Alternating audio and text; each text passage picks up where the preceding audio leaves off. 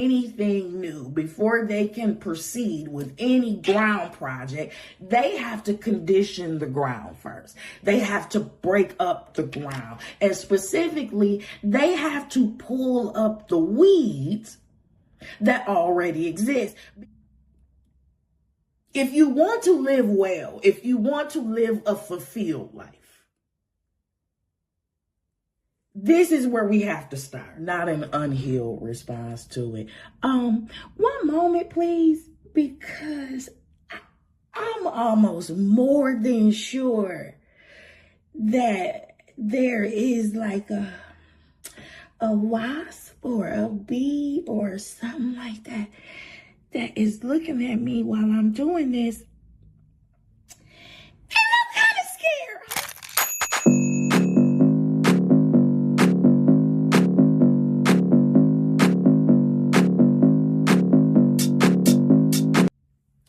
And so I was called to extract these two cards from the reading that I did earlier, because the Judgment card and the Six of Cups card together formed the bridge in which the previous reading went from tragedy to triumph. As in, without embodying the energy, without aligning with the energy of the Judgment card and the Six of Cups together, the tragedy would still exist. It started with Devil energy and Eight of Swords. We are talking about toxic entanglement, specifically in the seat of your mind, okay? We're talking about being a prisoner of your own mind, being a prisoner of your own beliefs, being a prisoner of your own limitations. The bulk of which did not start from you, did not originate with you. The bulk of which were designed and formed in your childhood era. And that is why this Judgment card and the Six of Cups card was so important, is so important, and why the Lord had me extract it. You can't skip childhood healing. You can't escape the inner child healing. There isn't a farmer or a hobbyist gardener that doesn't know that before they can plant anything new, before they can proceed with any ground project, they have to condition the ground first. They have to break up the ground. And specifically, they have to pull up the weeds that already exist. Because if you try to plant on top of the weeds, what's going to happen is that the weeds is going to choke out the new thing. Because does that sound familiar? Does that sound familiar? You continuously try new things. You have the best of intentions. Your plans are good. You set out to execute, and you take 3 steps forward and 500 steps back because your programming, because of the weeds in your garden, the weeds that you need to deal with if you want to experience the desired outcome that you know you can experience in theory. The information and the beliefs and the behaviors that are impressed upon us during childhood do not just influence us. They serve as the foundational blueprint for how we navigate through the world as adults. And it matters. It matters. And I am going to illustrate 5 real ways in which your experiences and impressions shape you as adult, and how not doing the work of reverse engineering your limitations back to the root, how not doing that work is a recipe for certain destruction and repetitive disappointment. You aren't the failure. Your systems are. Your systems and beliefs are. One of the first ways that this impacts us in childhood is our relationship. One of the first ways our experiences in childhood impacts us as adults is our relationships. It serves as the blueprint for our relationships. So the way that your earliest caregivers treated you, it creates your natural default settings for love and for connection. If your caregivers were reliable and emotionally present, then you learn to trust people easily. If they were unpredictable, if they were distant, if they were critical, you might grow up to be an adult who either constantly fears being abandoned or one who fiercely avoids getting too close to protect yourself. The second way this impacts us is our internal core beliefs, our internal auto-correct, if you will. So the phrases and the criticisms and the praise that you've heard repeatedly as a child turn into the automatic voice in your head as an adult. Remember when I said much of what you believe now didn't originate with you? So if you were constantly told that you were irresponsible, then your brain builds this core beliefs that says, I can't handle big things. Your mind, then acting like a lens, constantly looks for evidence to prove that childhood rule right. And you'll do all of these things. You'll do all of these things while ignoring the things that you do well.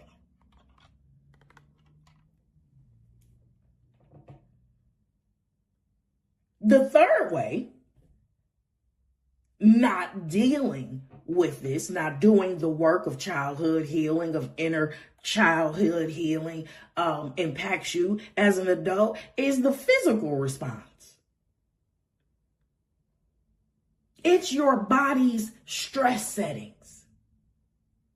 A chaotic, stressful, or unstable childhood will physically alter how your body handles pressure. High levels of early stress will hardwire your brain's alarm system. It's called the flight or fight. And it will stay on permanently. As an adult, this will manifest as chronic anxiety, hypervigilance, guilty, an inability to relax, or physical health issues like autoimmune problems, or chronic fatigue, chronic heart failure.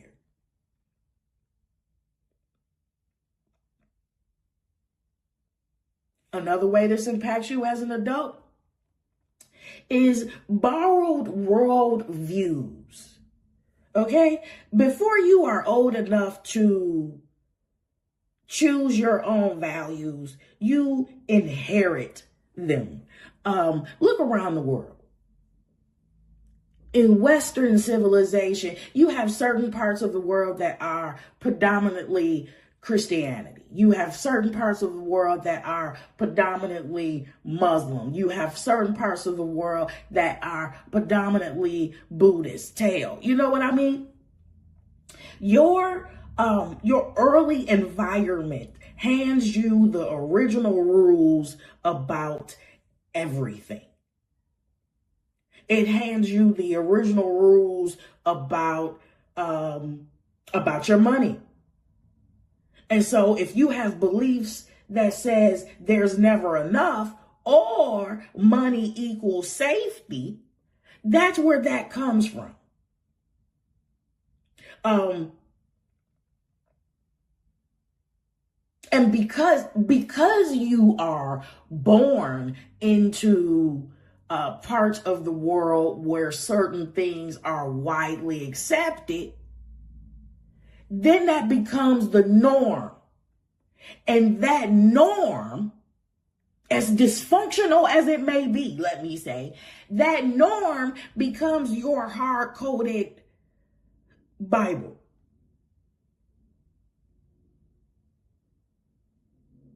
Even if you completely rebel against these ideas or these beliefs later in life, that childhood upbringing remains the baseline that you measure your freedom against.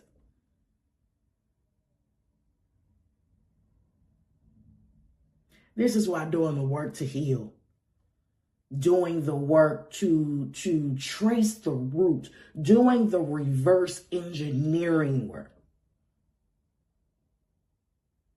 Where did I get this from? Where did this start?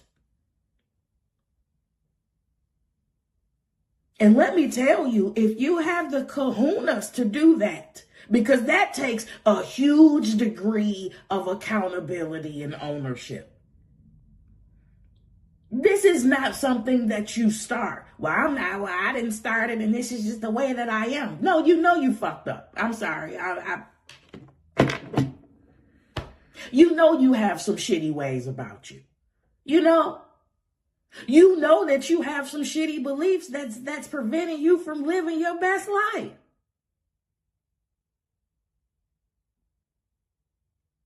So if you have the kahunas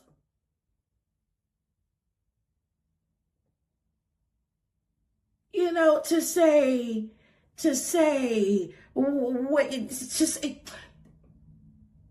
if you have the kahunas to say, I didn't start it, but I'm going to finish it. I didn't start this, but I don't have to park here. Right? I really don't know where I got this shit from, but I don't have to live here. This does not have to be my permanent address. This does not have to be my permanent narrative.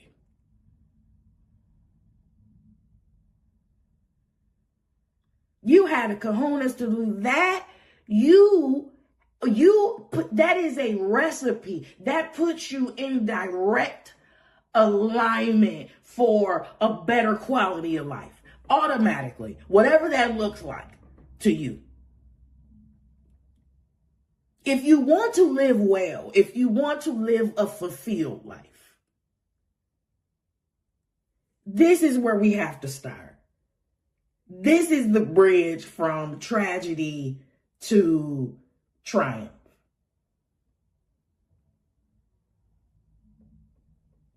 And then the last thing is, and this is crazy, because the emotional climate that you grew up in can actually change how your genes behave. Your DNA structure stays the same, but the early life stress,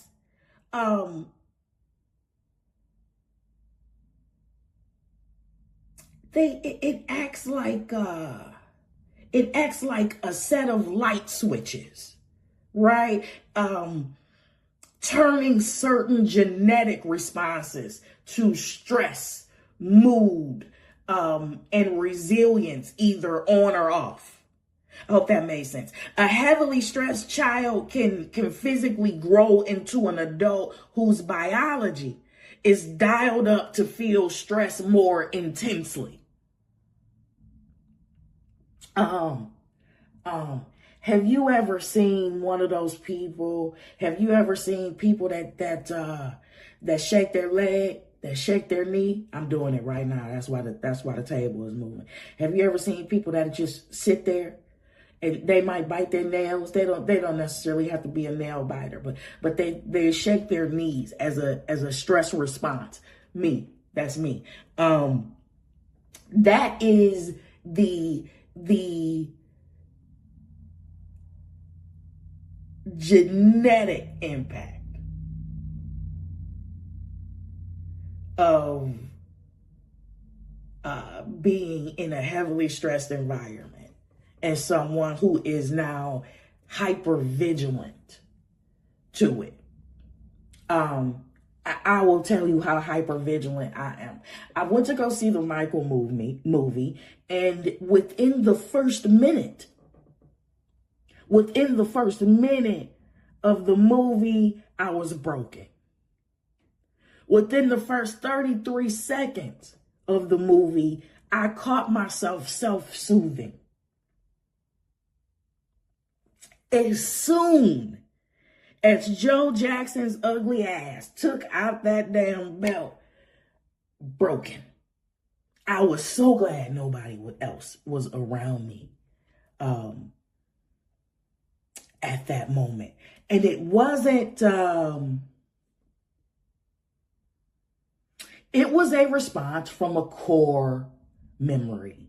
And when I say that I was broken, I just mean that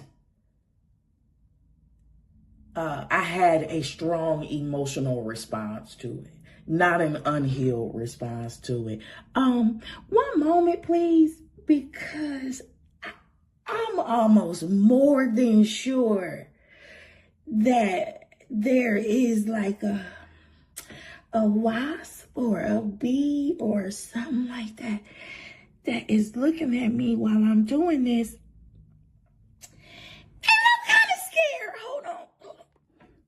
All right. Okay. I'm back. Crisis averted. The problem is solved.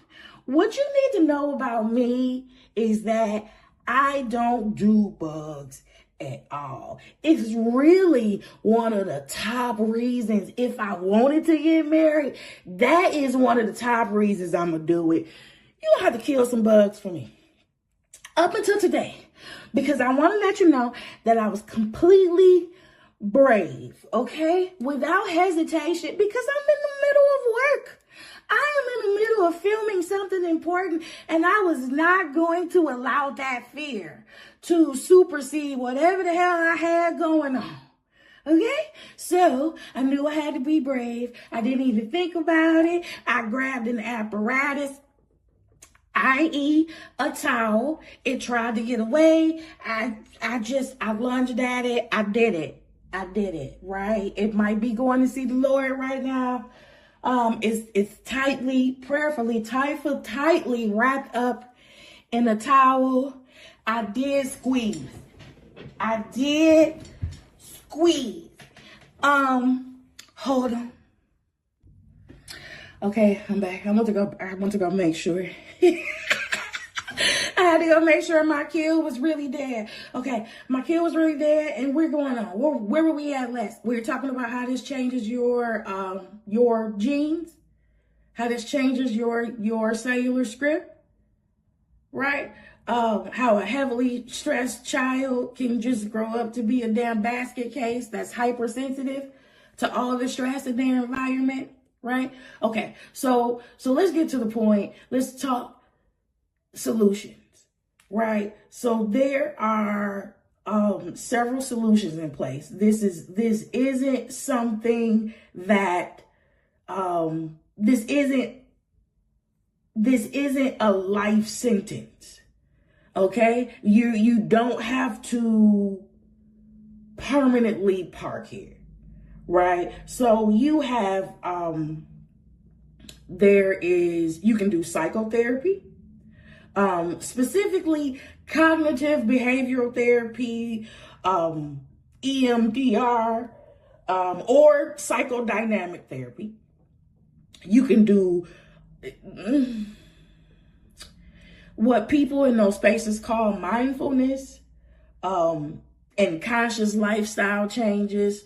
But what I really recommend, if you don't have access to certain professionals, even a clinical hypnotherapist, I am also a clinical hypnotherapist, and I help you rewrite the code. I help you unfuck yourself and rewrite the code, rewrite your beliefs so that you can experience outcomes that are fulfilling, right? And nurturing, so that you can get out of Groundhog's Day. Get out of, I'll move on. It can definitely be changed. But if you don't have access to certain professionals, if you don't trust them or whatever you got going on, this is something that absolutely can be done on your own, right? While professionals exist, nobody owns the monopoly on neuroplasticity. You are, if you're here and if you've made it this far, you can use, I'll tell you what I did. Long before I acquired a hypnotherapy certification, I've always had a very intimate relationship with God, and I've always made a level of curiosity and honesty about who I am as a person and why I do certain things. And so when I really set out on this mission to really do my childhood healing, it started with curiosity. And that's what this judgment card to this Six of Cups is. The judgment to the Six of Cups is saying why, where, when did it start? And for the element's sake, we are talking about fire and water. Fire being the judgment card, Six of Cups being the water. We are talking about what happens when you put fire to water. What happens to the impurities, right? What happens to all the murky shit that's not supposed to be there when you put fire to water, right? Do things begin to purify? Yeah. And so the thing that you would do on your own is it's just the reverse engineering work. It's just the reverse engineering work. Get a journal. However you connect to source. But it starts with a curiosity. It starts with curiosity. It starts with a question. It starts with a declaration. I don't want to be like this anymore. And I don't want to continue to run into walls every time I try something. What do I need to address? What is stopping me? Right? Where are the quicksand spots in my life that are keeping me hung up? Where are the hidden swords in my life that are keeping me from being fruitful and from multiplying?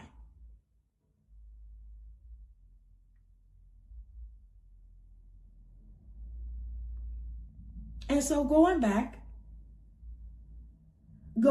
to the root, going back to your natural default settings, and examining those settings for the dysfunctions called normal.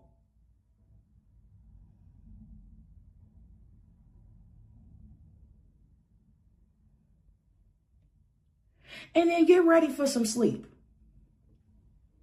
Get ready. If you are doing the real work, get ready to feel fatigue, because you don't know how heavy the burden that you have been carrying this entire time. You don't know how heavy that shit is until you're not carrying it no more. And your body's physical and natural response is going to feel like, I want to go to sleep for 100 years. For as many years as we wasted with this bullshit, I want to sleep. I want to recover. Honor that. That is a part of the process. Rest and water.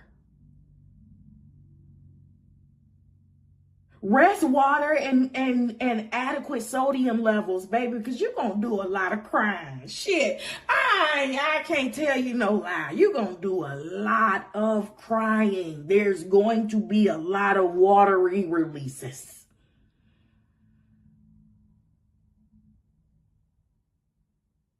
If you are here, if this message is of interest of you, I am entirely proud of you, honey. Because you are outnumbered.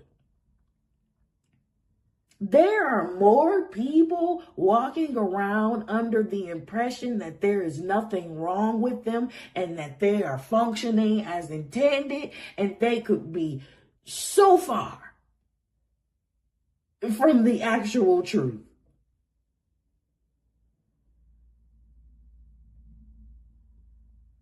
I appreciate your honesty.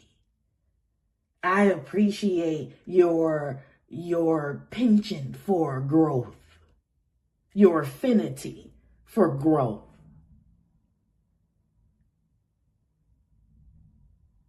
This is important. Revisit the weeds of your childhood. Do the proper shadow work.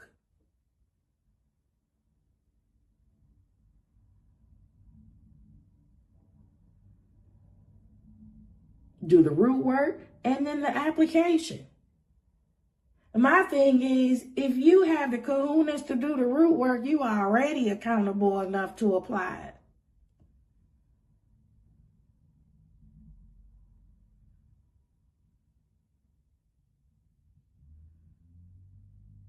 Grow and be happy, because there is a better, more fulfilling, more fruitful life on the other side of what you originally believed.